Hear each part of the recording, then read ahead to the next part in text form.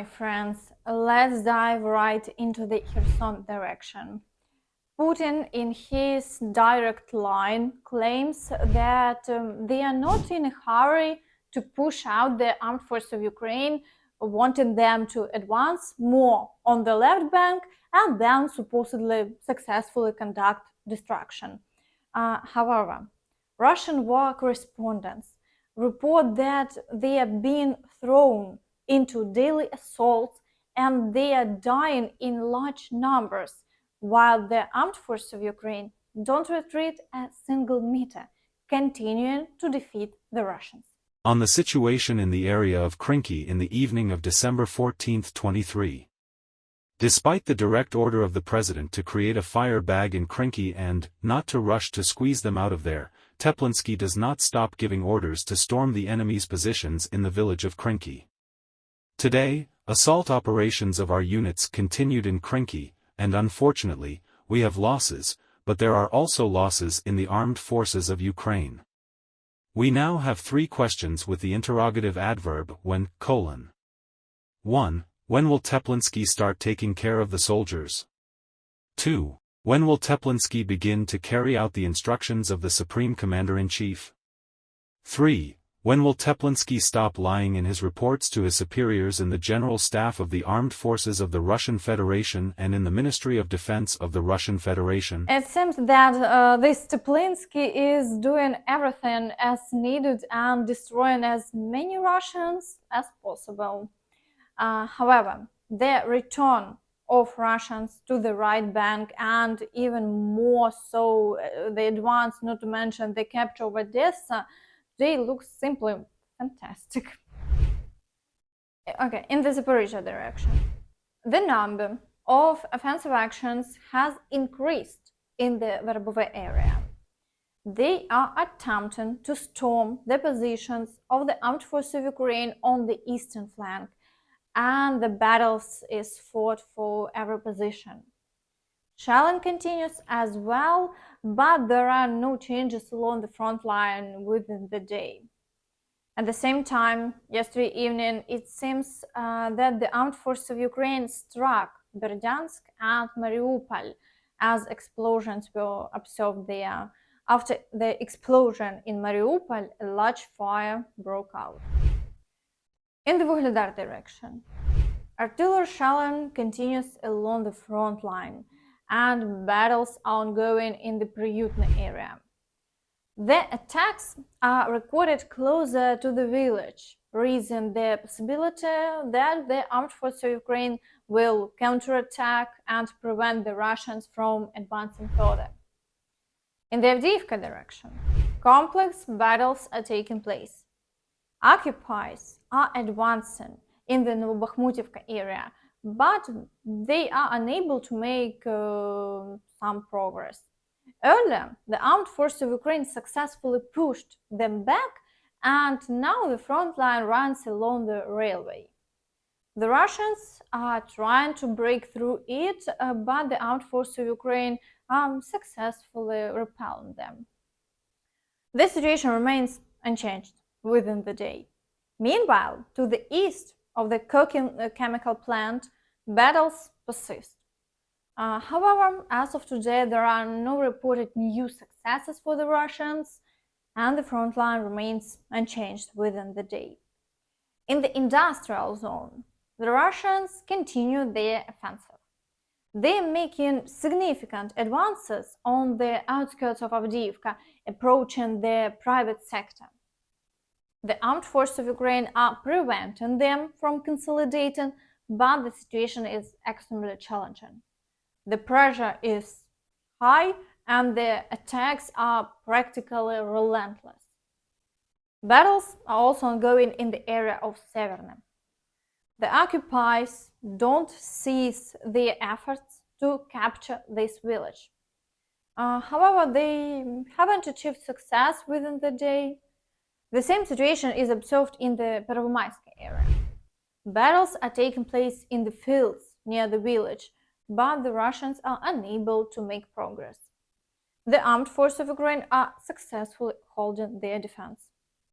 Additionally, the Russians have enough strength to conduct offensive actions in the Novobakhmutivka area, although unsuccessfully. The armed forces of Ukraine continue to destroy the bases and depots of the occupiers in the area. Explosions were observed in Yasinovata, located 4 kilometers from the front line. To the south, battles are ongoing in the Novobakhmutivka area. Here, the Russians are trying to approach the village from the south. They have already entrenched themselves in the fields near the village, and now their task is to storm the positions of the armed forces of Ukraine in the village itself.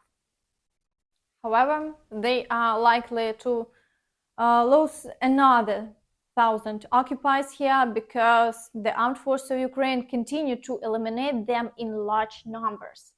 Only yesterday, about 1,300 occupiers were destroyed. As for the Mariupol area, there is still unconfirmed information about the Russians' advancement. Supposedly, they captured the Almatar warehouse. Official statements are awaited, but they usually experience significant delays. But it's evident that the situation there is deteriorating.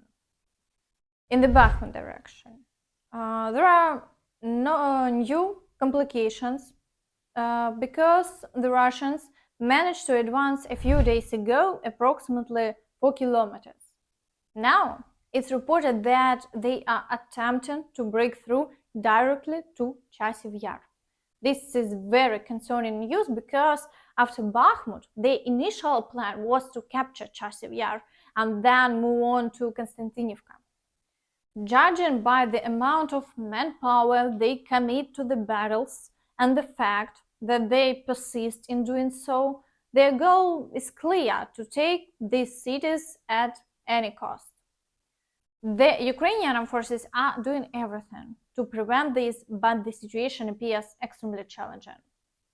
Battles are ongoing today in the areas of Ivanivske, Klishchiivka and Andriivka. While there are no changes in the front line within the day, the struggle is intense for every position. In the Kreminna and Siversk areas, the Russians are advancing near Yampolivka, attempting to break through the fields closer to the river. However, they haven't achieved success within the day, and the front line remains unchanged. In the Svatove direction, the situation is maximally stable. Despite numerous attempts by the Russians to break through in different directions, they have currently minimized the number of shelling incidents. So it seems that they have realized that achieving success here is unlikely. As of today, their main task appears to be capturing relatively larger towns. One such town is Kupiansk, where the Russians are sparing no effort and the battles persist around Teplynsky. Teplynsky is a crucial village on the approach to Kupiansk. While they attempted to bypass it and successfully advanced about 4 kilometers in the Petropavlivka area, the Ukrainian forces managed to halt their progress there. Within the day, the front line remains unchanged and no new attacks are reported in the Ivanivske area. And NATO Secretary-General Jens Stoltenberg has stated that if Putin succeeds in Ukraine, there is a real risk that his aggression will not end there. If Putin wins in Ukraine, there is a real risk that his aggression will not end there. Our support is not charity, it is an investment in our security. The only way to reach a just and lasting solution is to convince President Putin that he will not win on the battlefield. And the only way to ensure that President Putin realizes that he is not winning on the battlefield is to continue to support Ukraine. Also, it's worth noting that Belarus is assisting Russia in the war against Ukraine.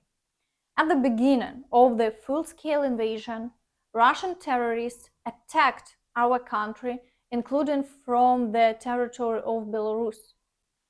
At that time, the enemy seized parts of Kiev, Chernihiv, and Sumy regions. Later, our forces liberated those territories. Additionally, it's important to mention that the so-called Russian-Belarusian exercises allow Moscow to maintain its troops in Belarus.